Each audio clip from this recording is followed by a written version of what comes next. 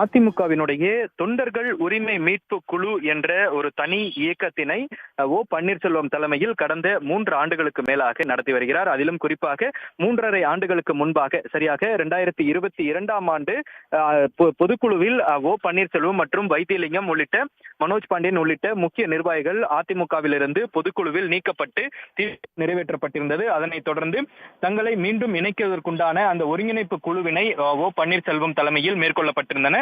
அந்த ஒருங்கிணைப்பு குழு தற்பொழுது ஒருங்கிணைப்பு கழகமாக மாறி இருப்பதாக இன்றைய தினம் நடத்தி இருக்கக்கூடிய அந்த பன்னீர்செல்வம் தலைமையிலான அந்த ஆலோசனை கூட்டத்தில் முடிவெடுக்கப்பட்டிருக்கிறது. அதிலும் குறிப்பாக கடந்த 3 ஆண்டுகளுக்கு மேலாக தியாக உணர்வும் ஆதரவும் நடத்தி வந்திருக்கக்கூடிய அந்த நிர்வாகிகளுக்கும் தொண்டர்களுக்கும் இந்த அறிவிப்பு தீர்மானமாக இன்றைய தினம் நடத்தி இருக்கக்கூடிய அந்த மாவட்ட செயலாளர்கள் மற்றும் தலைமை கழக நிர்வாகிகள் கூட்டத்தில் முடிவெடுத்திருப்பதாக வைத்தியலிங்கம் தெரிவித்திருக்கிறார். அதனைத் தொடர்ந்து பேசியிருக்கக்கூடிய பன்னீர்செல்வம் அதே கருத்தை தான் தற்பொழுது பேசியிருக்கிறார். அதிலும் குறிப்பாக இன்றைய தினம் 2 தீர்மானங்கள் நிறைவேற்றப்பட்டிருக்கிறது. முதல் தீர்மானமாக அதிமுக தொண்டர்கள் உரிமை மீட்பு குழு என்ற அந்த அமைப்பு அதிமுகவினுடைய தொண்டர்கள் உரிமை மீட்பு கழகமாக இனி செயல்படும். அதே போல வரக்கூடிய சட்டமன்ற தேர்தலில் கூட்டணி கட்சிகள் தொடர்பாகவும் அதே போன்று யாருக்கு எத்தனை இடங்கள் உள்ளிட்ட பல்வேறு கூட்டணி கட்சிகள் தேர்தலை சந்திப்பதற்குண்டான அந்த இறுதி முடிவுகள் அத்தனையும் பன்னீர்செல்வத்திற்கு எடுப்பதற்குண்டான அந்த முழு அதிகாரம் வழங்குவதாகவும் இன்றைய தினம்